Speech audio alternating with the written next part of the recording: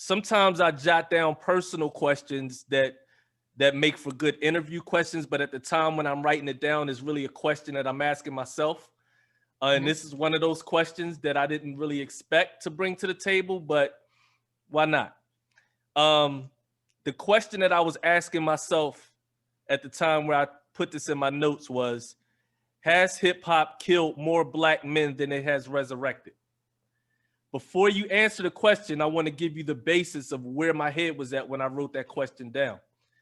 I've been able to enjoy hip hop as a spectator, as a fan, but also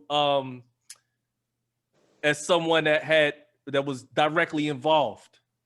And so when certain things like hip hop beefs have taken place, I was able to observe it from the perspective of the audience, the spectator, the fan, but also from a firsthand experience to understand how it affects things that go on off camera that people don't see. Like the Jeezy and the Gucci Man battle. I was living in Atlanta at the time when that took place. So there was two sides to that battle. It was the side where everybody was all hype about what was going on in the media and what they saw.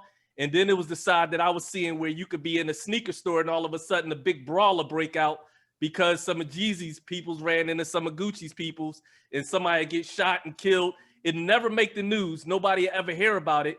But this is the kind of stuff that was going on in the community. There are a whole lot of other things that I could talk about, but that was the basis of my thought process when I asked myself the question, has hip hop killed more Black men than it has resurrected? I've never heard that question. I think that's a great question. Personally, I believe it has killed more Black men. It harps on our pains and our insecurities and things that don't put us in a positive light. We don't think good. Like when I listen to a song, it just gets you like hype. Sometimes you might just get mad. If you've ever been to a party, I know like Meek Mill's song, you just start screaming. People will start jumping, brawling, and a fight will take place sometimes to some of these songs, these hip hop songs. It's sad. Sometimes it brings us together, but when we come together, it's never like a positive come together. We're thinking about, oh, what happened last year? Oh, yeah. Like, it never puts us in a positive light. It's like oodles and noodles babies when you were talking about that. When you think of that time, you don't think of good. You think of bad, like when I was struggling, when I was financially at my lowest. So when you're thinking of all of that stuff, it's not making you feel good. Your energy, you're not good. Your energy is low when you listen to those songs. And that's what I've realized oftentimes. And I think just recently, like last month, I started just playing pop in the car. I just started playing pop because I was listening to a little bit too much hip hop. And it's not that I was mad, but I just felt my vibration kind of go down a little bit. And I was like, yeah, let me listen to something else. Let me listen to some smooth jazz or to some R&B because it messes with your vibrations. But back to the killing part, just knowing individuals, they listen to these songs and they buy the gun that the rapper said. They do the same thing. Oh, okay, you shot your homeboy? Okay, I'm about to do the same thing. Just last week, somebody I went to school with got shot at his grandmother's house. Opened the door and he got shot. Like, for no reason. He was rapping. He was a rapper. But I think it's definitely killing a lot of people because of the way it's impacting us and what they're saying. And I don't know. I don't really even know how to express it. What do you think about the images that pertain to Black women in hip hop? Black women in hip hop. So, well, the songs, it's sad. Okay, so you can't deny the song. The song get you lit. It'll get you lit. But at the same time, the image that they're putting up for women is not good. And me and my mother were talking about this yesterday, I think, where we talking about BBLs. it's just, you know, everybody, it's over sexualizing women, Black women who've already been over sexualized. So now where you want big butts and this and all of this stuff, and I think it's the same thing that the guys are saying, but in girl terms, but in a sexual way. Like, they're hardcore, but at the same time they're talking about their butt and what they're doing, and it's just inappropriate. It's not really, I wouldn't want my little cousins listening to it. I wouldn't want my sister listening to it. I wouldn't want my kids listening to it. Like, so I don't know.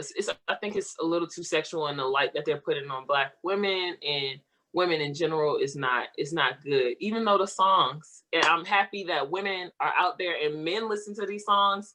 Men know the lyrics, but I don't know. It's I don't know.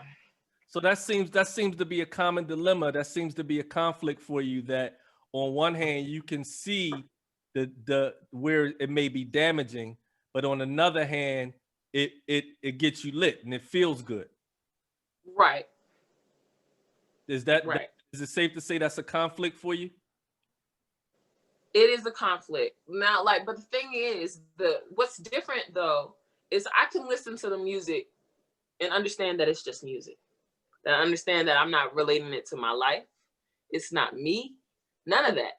So I can understand. I can listen to the music. And I'm good. I can vibe. But at the end of the day, I'm still me. I'm still sane. Everything is still right with me. And it's not like that for other people who might be their idol. They might be looking up to that individual, and everything they say, they apply.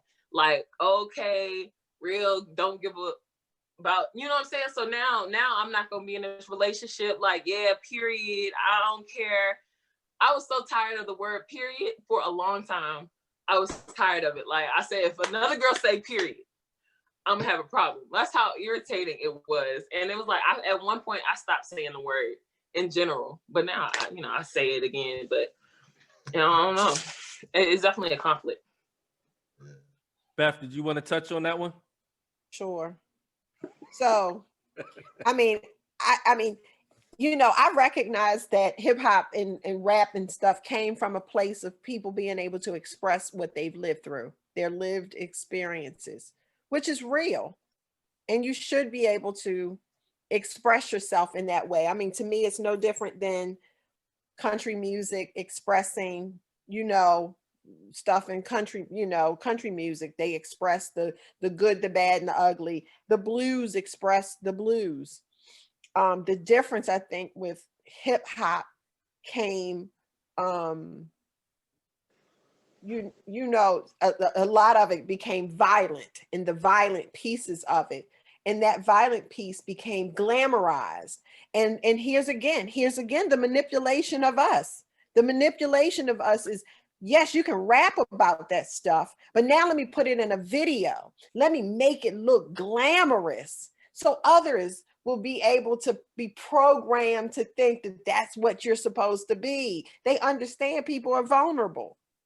And that's where let me tell you, there are so many rappers, and you will know this, Al, that there are rappers who would love to be able to rap about something that's probably uplifting. Mm-hmm. But they can't, because a record label, unless they are independent, a record label will not give them a deal, because go ahead. That's Kendrick Lamar, J. Cole. I Right. feel like those two artists, they're B-list artists. And I don't understand how someone such as Tekashi 6ix9ine could be considered, I don't know what he's considered, but if he's considered an A-list artist, I don't see how he could be considered that and they're not. And it's all about what they're saying, their they message. want the message to be that this is how it's creating a narrative about this. I mean, about us. So think about this. Think about every time, and I know I'm going on a tangent a little bit, but think about every time that a Black actor has won an Emmy, an Oscar. Which one is Oscar? An Oscar. I thought it was just the BET. So just think, I mean, I'm just saying, think about the light that what type of role they played. Denzel, he was a crooked cop in Training Day. Halle Berry, she won in Monsters Ball. Ball, and she had to take all the clothes off and expose herself. And Monique, she was a sexual abuser. Okay. Yeah. So I mean, I'm just saying, Mom's Mabley, didn't she win?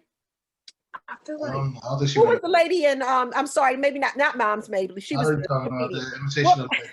what's the lady who was in Gone with the Wind? Hattie McDaniel's Imitation of Life, I think, is what you're talking about. She was a maid. You know, like what I'm saying is we have played a lot of roles where we did some great stuff, but we don't win Oscars for those roles. We win Oscars when we're doing something horrible. We do something bad. We're being these evil people.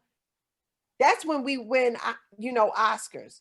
I mean, I believe that the song that won one year where Terrence Howard, what was it called? Whoop, whoop. No, hard out here for a pimp. Yeah. That song won an award. It's hard out here for a pimp. That's when we win. We win when it's negative. It was lit, though. So this is the image that they want us to look. These are the images that they want. So that's what they promote to us. And we lap it up and we emulate it. And we wonder why we're in prison.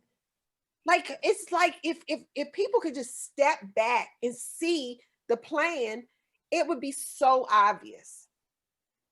You know what I'm saying? We have always fallen prey to all of the plans, the crack, the guns.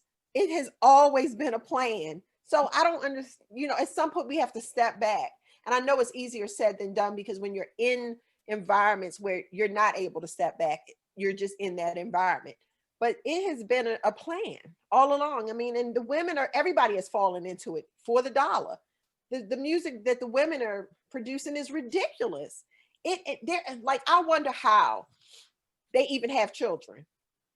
I'm trying to figure out what are you going to tell your kid when you sit there and you're rapping about degrading stuff? Like, I just don't. And the videos. It's the video for me. I haven't seen the videos, nor have I heard the songs, but I've heard about the songs. And so how do you even balance your life and feel respectable? And that's what you're promoting. At some point, you've got to feel bad about who you are. You have to be feeling bad that you're promoting this because there's a young girl who's 12 who's doing these dances, whose mama might be doing these dances with her, just to because they think that that's appropriate. Like, I don't know. I don't know how they live with themselves doing this kind of stuff. So I think it has been a detriment in many ways to our culture because it has portrayed a false image of who we should be, who people think they should be out on the streets. And it's spilling over into reality. And that's not real. So can I just say I love both of y'all right now? Because if I'd have said anything close to that, oh man. Gratitude. Yeah, no, I'm telling you, I don't have any problem with speaking about women and how women play roles and things that happen. I mean, it is what it is. I really do. I just look at it and I'm like, I don't know how they live with themselves and have children. And when their children look back at their videos, how they'll feel about what their moms did for money. Well, it's simple. I mean, it simply starts with men being men and returning to being men. That's where it starts at. If there's no bar for either gender, then I mean it's going to be whatever. Yeah. Any rules apply. There's no moral fabric. Right. And again, I just speak again to who's controlling the narrative. Yep. And if that's the only way you can get out is to glorify what you're escaping from, how ironic is that? Right. So every song. And 1 second, please. And the narrative that, between that and a record deal or a sports contract is the only way that you're going to escape it. Why not stay and just improve the whole environment? It worked pretty well when we did that. You know, historically, it's worked pretty well when we did that. Tulsa, Oklahoma, you know, Rosewood, Florida, Lackawanna, New York. It's worked very well for us when we did us. But as you guys said, you know, the choice of assimilation, I think is a bigger nemesis than everything. They really got us not wanting to be us. Yeah. Yes, it's crazy. I mean, we were having this conversation yesterday about women getting these Brazilian butt lifts looking anatomically ridiculous. They don't look right. A hot mess is right. I said it. It's true. And I was trying to understand, like, they don't know that they don't look right. No, literally. They're looking because the people that they're looking at look like that, and they look up to them individuals. And I don't get it. I don't understand how people. I don't know. But you know. Well, thank you for not getting it. Oh my gosh, please. That is insane. There is no way. That's crazy. So I don't know. Yeah. For the record, I've seen nothing more beautiful on the planet Earth than a Black woman. So I don't know why you would ever want to run from that when everybody else is trying to run to be like you, to have your attributes, you know. But it's you know, it's a psychosis. It's a vicious spell. Well, that's a good term for it. A psychosis. I mean, but that kind of goes back to, I think, what your daughter was talking about when she was talking about peer pressure and how peer pressure, it's not limited to kids. It goes far beyond children. Adults feed into that. I mean, particularly with the age of the internet. The industry. I said in the industry. Yeah, but I'm saying it's not limited to young people. We got women who are older. You know what I'm saying? Trying to get stuff done, you know. Heck, I mean, I've done my little share of trying to do a makeup tutorial. Just, you know what I'm saying? I'm just being real.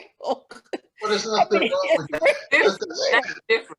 There's nothing wrong with that. It's nothing wrong with that. What I'm saying is, again, it does something to you. And I will be the first to admit that it does impact you. When you see something on a regular basis, it does start to impact you, and you think about, oh, maybe that's something I should do. Not to the extreme of, you know, plastic surgery or anything like that. But I'm just saying. We're there. Yeah, it does impact. But so take a person who doesn't think the way that I think and feels like they need to do these things in order to, attract somebody or whatever. I mean, it's real out there. You'd be 40 years old trying to get surgery and change yourself to look like Nicki Minaj or something. I don't know. Yeah, they the ones walking around with the Brazilian butt lifts. I know, and I've seen plenty of them. Y'all, I mean, I've seen plenty of them. Plenty. I'm like, this is insane. Do some squats. It's crazy. I see people who can't even pay their bills, but they pay for that BBL. Right. I'm sorry, y'all. I'm sorry. What? Your money's not right. Right. They put it on credit, and then they'll ruin their credit in order to have. It's the dumbest thing. I know. But you know. Wow. You gotta learn. Wow. I could go on some more, but I'm not. I mean, it's crazy.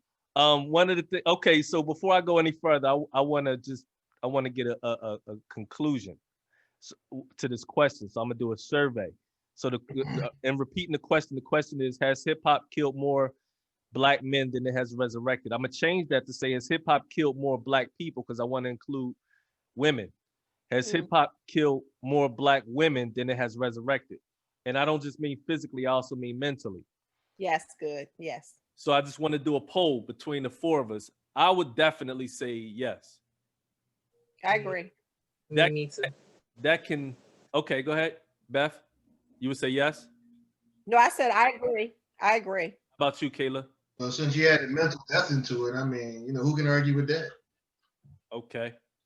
Wow. So that's very interesting because That's a perspective that I don't think that really has been introduced to the Black community much. I don't think people view it as such. And I think that if we had this conversation on a forum where other people could be involved, I would imagine a lot of people would probably argue against that conclusion.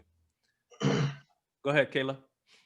So I used to talk to somebody who they listened to the worst rap music that they could have ever listened to. It wasn't good for your mind. And I used to express that. He was like, no, yeah, no, it's not. But I'm like, but you're sitting around and you're upset 9 times out of 10 of the day for no reason. Like, you're listening to this music. This is what you feed yourself every single day. I'm like, you're surrounding yourself. It's just, I don't know, it puts you in a bad predicament. And I think a lot of people don't understand how impactful the music that we listen to on a day-to-day basis is. Mm-hmm. Especially if your mind is not right. If you're not in tune with yourself, it's definitely impactful. Like, I don't know. And a lot of people don't understand that yet. Well, that's a conversation that a lot of people aren't having. The science of sounds and the science of words. You can listen to a song a week ago, and out of nowhere, the next week you just singing the song to yourself, not even realizing, oh, I was in the grocery store and that song came on, and so now it's in my head. You know, sound and music and vibration can affect us in ways that we don't even consciously have control over. Right. Affect our moods. It can affect our cravings, our desires, our sexual desires, our sleep patterns, you know. Yes. And I think there are people that understand this science and they understand how to weaponize this science. And while hip hop may have started out as a tool that acted as a tool of rebellion, I think that over a course of time, the people that control the financial aspect of it figured out how to manipulate it in a way that benefits them the most. And the end result is that obviously it benefits us the least. And so now the narrative for hip hop is going from being something that may have been a tool for rebellion to a tool for our own demise, so to speak, a weapon of mass destruction in a sense. Yeah. I mean, it's quite diabolical when you think about it. Yeah. Right. That's so true. So to that, I say that, you know, Jesus started out as a Black man as well. You see where we at now with that, right? Right. When you look at, you know what I mean? So at this point, pardon? I was about to say, when you look at the pictures in the Catholic Church in Rome, the pictures of Christ are of a Black man. But exactly. Wow. I don't say that I don't say that to sway it to a religious conversation. I'm just saying, you know, when we let the keepers of the history, or the gatekeepers who are now the gatekeepers of the history, you know, just be prepared when they open the pyramids up again, if it's in our lifetime, that all that imagery will be of white people. Well, I can tell you that from firsthand experience. I got to go to the pyramids in the Yucatan Peninsula, which is deep down in the heart of Mexico. It's technically Mexico, but it's so deep down that it's a whole nother world down there. And one of the natives pulled me to the side. You know, sometimes when I travel, especially if I travel internationally, people see something different in me than they might see in the rest of the group. And he pulled me to the side, and I was a little hesitant at first, especially with the language barrier, but I realized he was trying to teach me something. Took me around all of the ancient temples and took me around the pyramids off the tour. I wasn't with the rest of the people. And he started breaking down to me like, yo, look at this stone. He said, you can see where the stone was carved one way, but then when the Europeans came on shore, they chipped certain things off to remove certain stories. And so he was trying to help me to understand the story from an original perspective versus what the rest of the tour people were seeing, you know, on the surface. And one of the things that he showed me was quite profound. He showed me where the ancient people, they documented where the Europeans came on their shores and started causing death and destruction. You know what I mean? But it was interesting that he was able to show me, yeah, this is where they chiseled this away and painted over top of it. You know what I mean? And according to some of the sources that I've heard, they're doing the same thing in Egypt as well to those pyramids also, repainting the pictures, you know, changing the narrative. I mean, that's so true. And it's interesting because they have literally taken Egypt out of Africa. Oh yeah. You know that, right? Oh yeah. They don't consider Egypt to be in Africa. It's part of what did they call it? Northern Some crap like that. Middle something. Cameron, my daughter said, why do they say that Egypt is in something Asia or something? I'm like, it's in Africa, baby. Egypt is in Africa. I don't care what the book tells you. That's crazy. It used to be. It used to be, but they have changed it to make that border to not include Egypt. I'm like, how in the world? I said the Nile River is not in Asia, babe. It's not. What? I'm just saying it's just interesting how that happens, but oh yeah, we can get into that. But it makes me think of, speaking of Egypt and defacing monuments, it makes me think of Napoleon Bonaparte. And wasn't him one over there with the 21 gun salute and shout out the nose of the Sphinx? Right. Ironically, I remember being in school and learning about that. And they told me that the nose of the Sphinx eroded because the winds at that height were so vicious that they caused the nose to erode. I'm like, yeah, but it's a nose, there's other stuff up there. Why did it just stop right there? You know what I'm saying? What kind of stuff is that to tell the kid? He shot it off to deface it because it looked like me.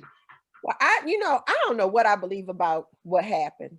I don't know what I believe about, because there's so much misconceptions about what went down in Egypt, what time period it happened, how old the Sphinx is, how long it's been around. I don't know if I can believe much of what they shared. I don't know. Yeah. Well, I think I'm sorry, Dre. I think the story was told more from a braggart standpoint. You know what I mean? Look what I did. And the proof is right there. There's a whole head still intact. Everything else is just fine. Just the nose is gone. The nose and the mouth. That's the only thing that's gone. You know what I mean? And for me, it all kind of just boils down to supremacy.